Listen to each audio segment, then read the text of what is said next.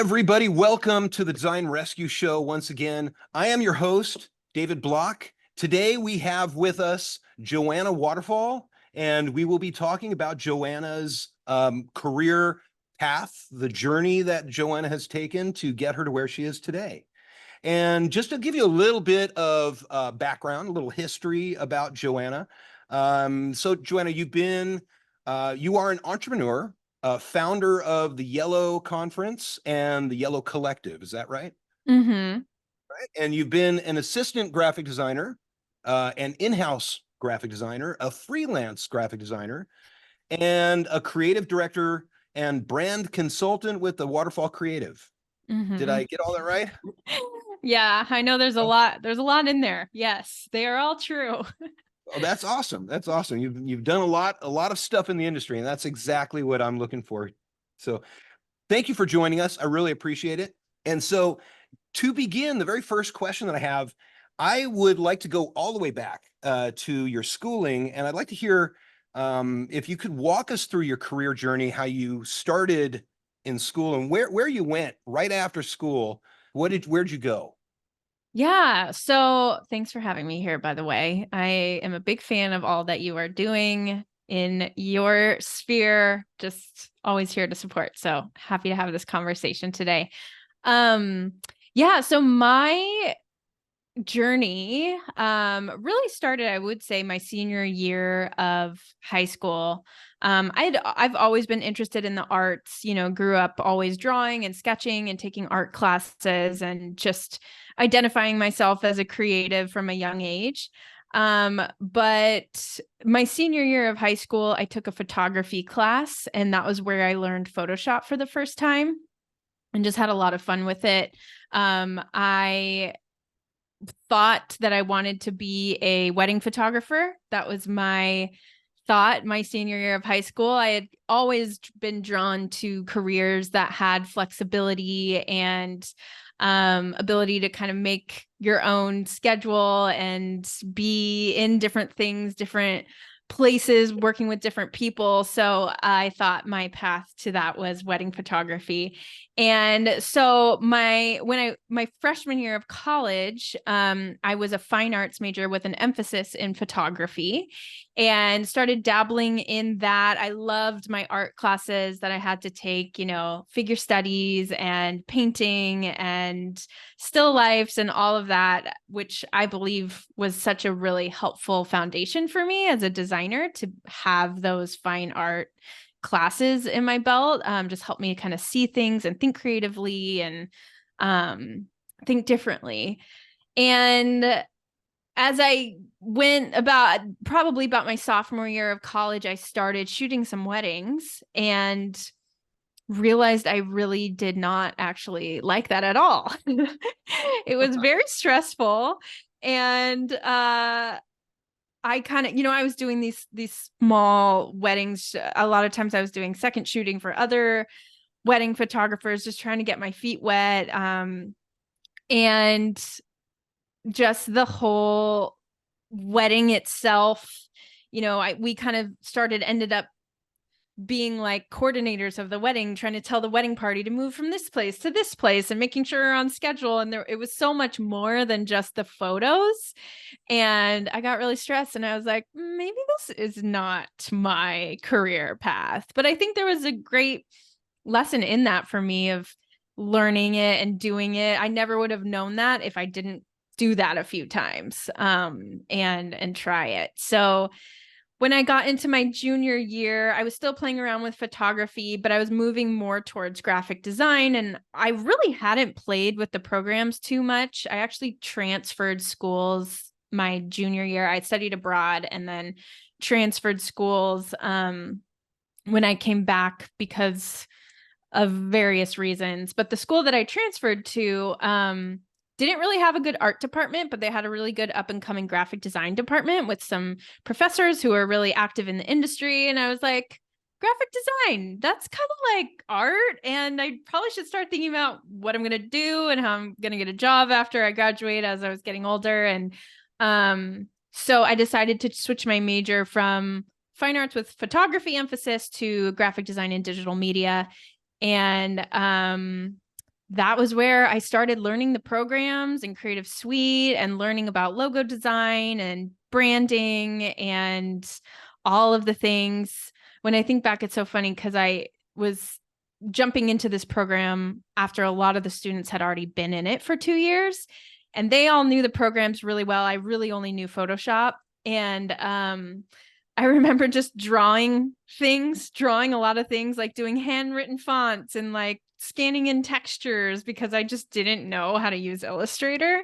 And yet I think I look back and I'm like, that was actually pretty cool because I was able to kind of add this depth to my work that stood out, and it was different than some of what the other students were doing. So that was where it all kind of started. Yeah. So you had a little bit of experience in photography. You know, my experience, just from my experience, just dabbling in photography does help. Kind of, Mm-hmm. just like you said, it helps you to see things a little bit differently, right? Mm-hmm. Yeah. Mm-hmm. So that just Yeah. that experience alone, even if the business didn't quite work out, the experience alone was huge and very valuable, I'm sure. Oh yeah, it definitely was. And I mean, I still use those skills, especially, in Photoshop to edit photos and all of that. And I think that's a theme in my career journey, is that nothing is ever in vain. You learn things from each season and each stage that you take with you into the next. Um, That's a so very good yeah. lesson. Yeah, absolutely. So when thinking back to your time in school, was there anything specific that influenced you during your education that has stuck with you throughout your career? Yeah. So my senior year of college, I was able to get an internship working at a small design agency in Newport Beach.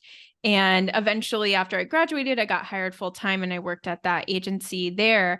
And the way that I got that was through my relationships with my professors, who had a relationship with this agency and referred me to, get an interview at this place. And I think that lesson of um, connecting with people, building relationships, showing your best work and showing that you're eager and that you are wanting things. I think sometimes we can feel like, oh, I have to act too cool. Like I don't want this, or, but just being straightforward with what you want, and not being afraid to ask for help and just lean on those relationships that are built. I think that really did start in college for me. And I mean, still to this day, I am connected to my professors who helped me get that first job. And I actually taught intro to Photoshop class at my alma mater right in the pandemic, because it was a remote year. And and they asked me to come and speak to their class. So I would just say yeah, like connecting and staying connected. You just never know, what those relationships can bring Right. throughout your journey. Absolutely. Absolutely. So, okay, well, let's move on a little bit in your career. As you actually in your early career, you worked as an assistant designer at A. Hernandez Design. I noticed on your Mm-hmm. resume. Yeah. So, from that experience, that was an internship, right?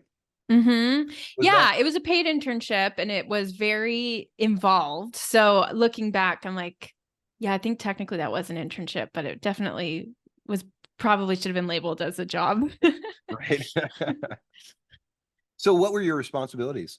Yeah, so I was essentially assisting the main designer with all sorts of clients that he was working on. The biggest one was he was working on a clothing line for a company that did t-shirts and like blank apparel downtown LA. And they had just brought A. Hernandez on board to build out a t-shirt line that they wanted to kind of sell using their apparel that they were making in-house. Um, so I really had this cool opportunity. It was very like small team, but a lot of resources with the, uh, you know, ability to make things and make clothes. And I had this opportunity to like help build this t-shirt line, and my designs that I really, didn't have a lot of experience at the time, but my designs were going on these t-shirts that were going to be sold. And we went to Magic, which is a convention in Las Vegas that brings together like retailers and apparel lines of all sorts. And we had a booth there alongside like Hurley and like Adidas and all these big brands that were there.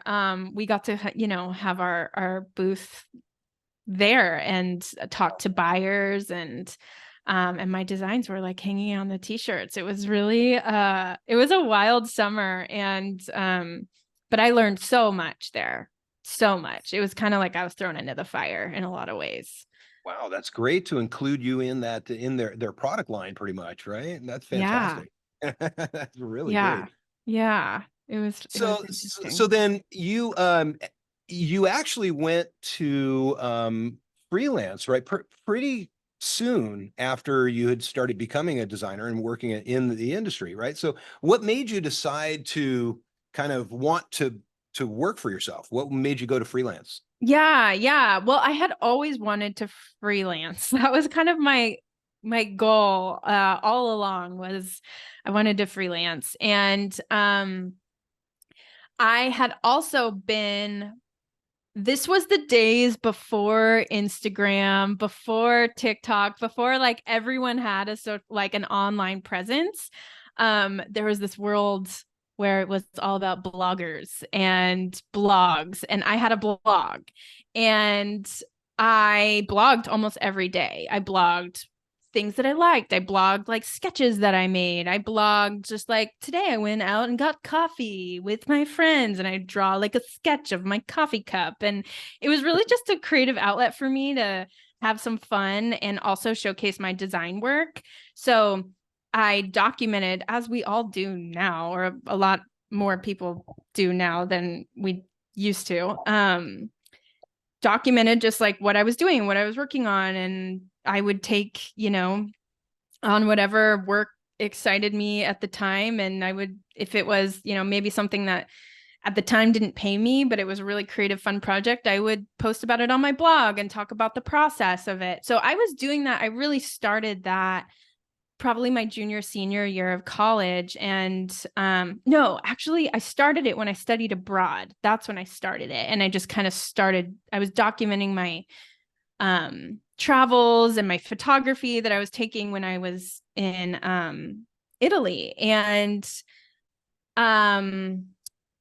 then it kind of, when I got home, I was like, oh, I really love this space. And so I kind of just kept doing it. And then it turned more into like my design work and showing that. So that was a place that I actually was able to gain a small readership. But what it really did was help me take on some freelance work sooner than I probably would have if I didn't have that space.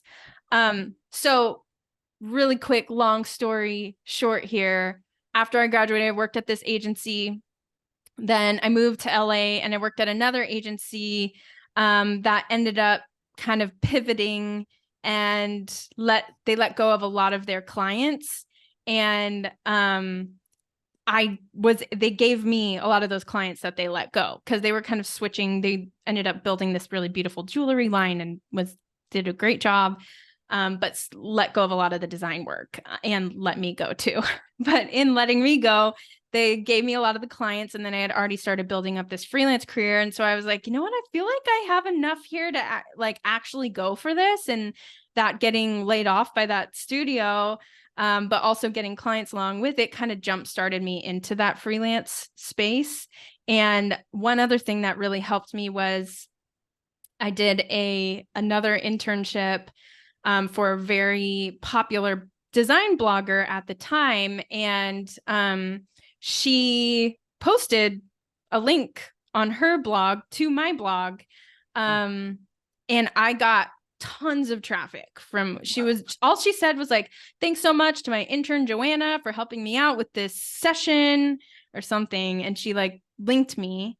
And I got a ton of traffic to my blog, and I had already been blogging for a long time. So there was already a lot of content there showing my work.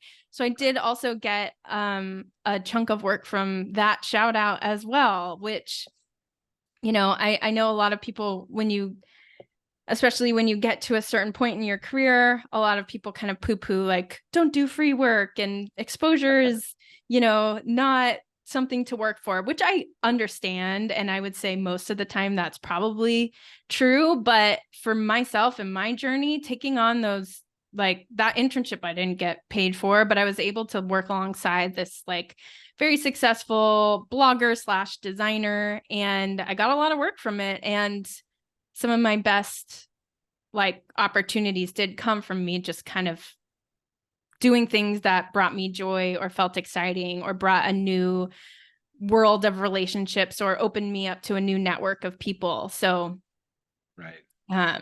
And when you're young and, energetic, you can do stuff like that. So I did a lot of that then. That is the truth. Very, very true. Very true. And so that is actually that's a really good story. And I watched an interview that you did where you were talking about how you wanted to tell their stories. You wanted to tell the stories of women that were in the industry and where they, how they made it. And that's kind of actually where I came from with this program, is I wanted to tell your stories. So in creating the Yellow Conference and being at its helm for 9 years now, you've been there for a while.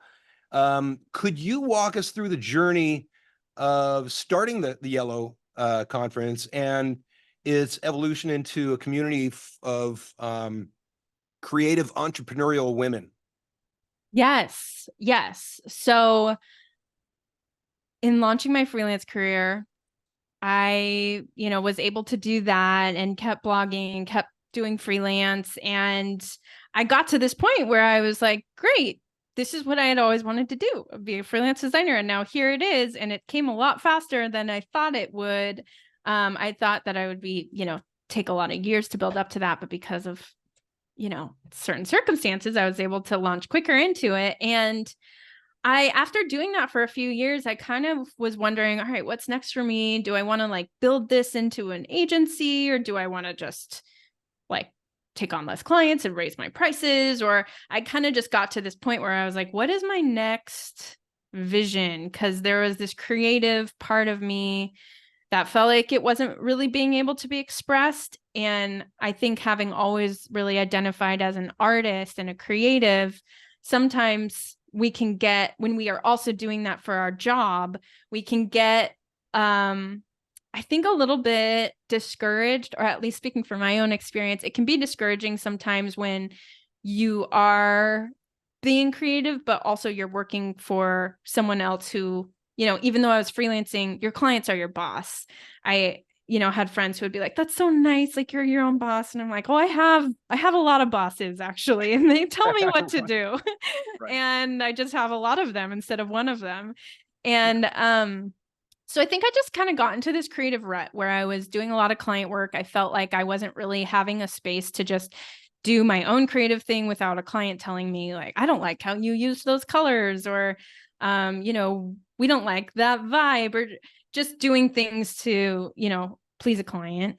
And so I also wanted to do good with my work. I wanted to use what I had to make a difference in the world. And I was kind of questioning and wondering how I was doing that. And I literally had this idea one day when I was in the shower that I should start a conference, and it should be people who I want to hear from and learn from. As I was in a stage of figuring out what my next step was, I wanted to hear from others who I admired and had followed their journey. And I wanted to really just sit in the audience and hear myself from people about their stories and about how they got to where they are and why they do what they do. And I really wanted to bring together this mix of creatives doing good and also having this entrepreneurial spirit about them, where I feel like I would go to pure design conferences and felt like it was very technical and very male centric, especially at the time. And then I would go to more like women in business events, and I felt like the creative part wasn't really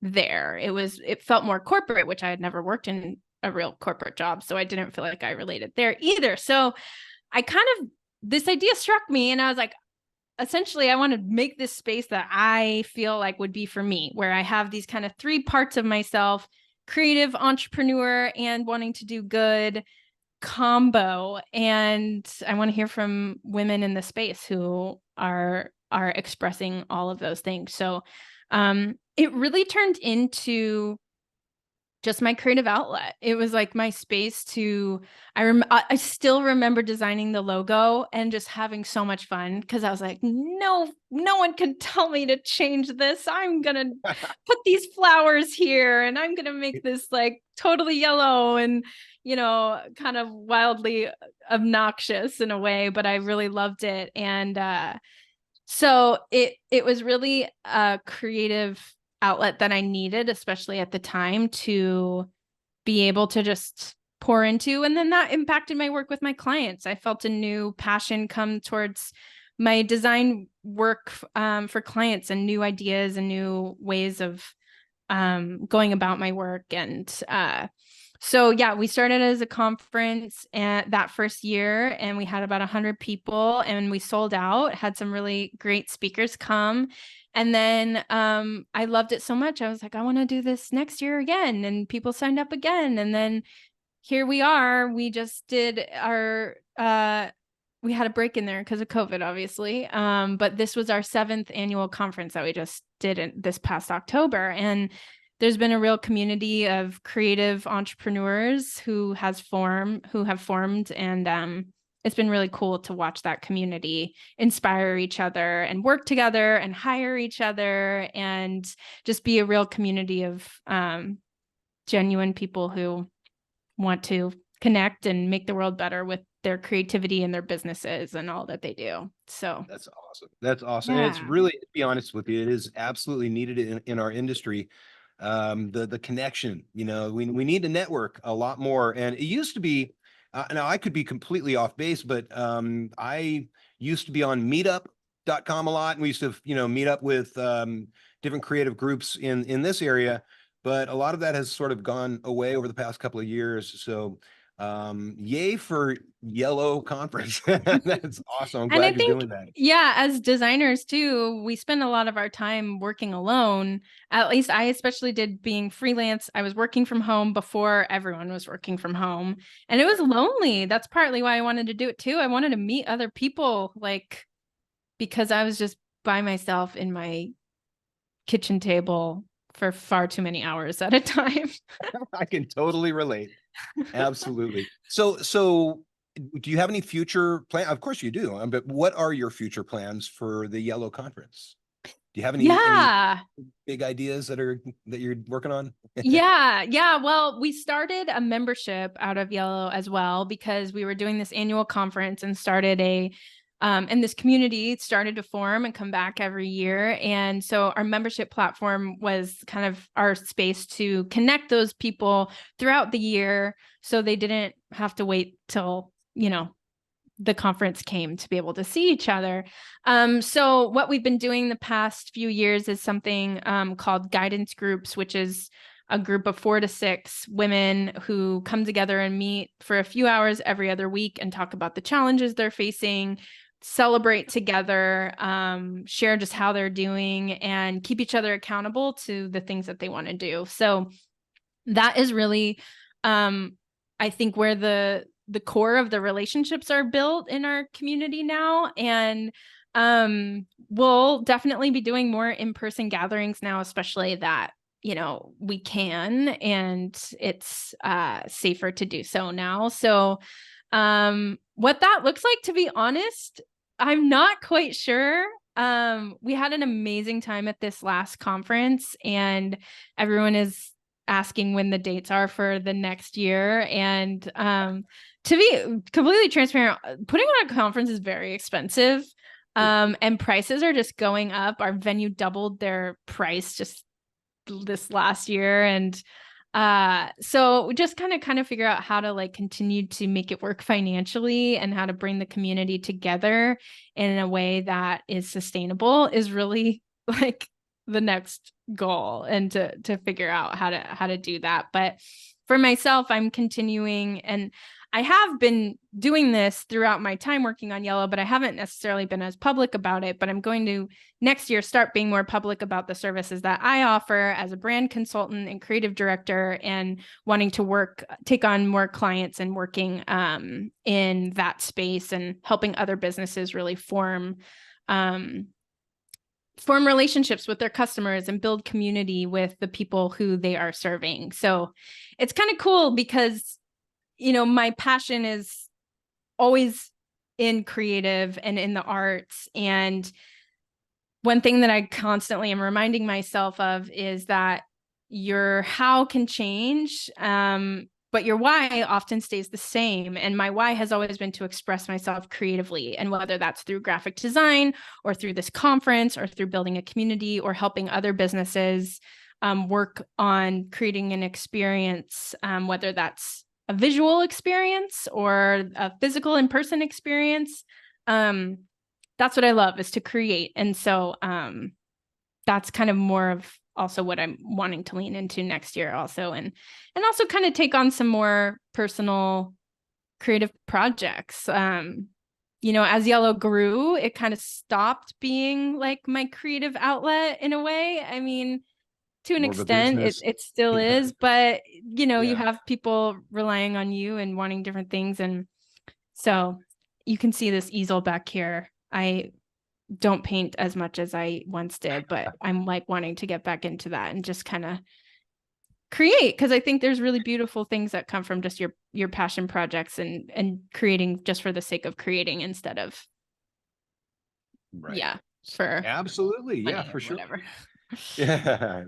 So actually we're coming to the end of the show. And first of all, thank you so much once again.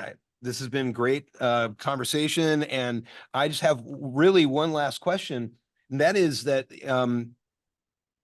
throughout your career, now you've transitioned through different roles and different industries. And if you had a piece of advice that you would give new designers about moving between roles, or even going freelance, what would your advice be? Yeah, I would say, I think really is to know your why, know what you love and what brings you joy, because like I said, the how will shift and change. Whether it's through design or photography or coding or video, I feel like it's good and important to dabble in different areas, because then you do learn where your skill set lies and what you do love and what brings you joy. And I think that you might discover places that you never saw yourself thriving that you thrive in. So embrace those shifts, embrace those changes, because they will help you on your journey. You're gonna, like I say, I started out as a fine arts major, and I think the foundation that I built there has helped me and led me to where I am today. And so again, nothing ever goes in vain. Know what helps you come alive, and embrace the changes, because they're inevitable, but they'll all build on each other and help lead you to where you're supposed to go. Excellent. That's great advice.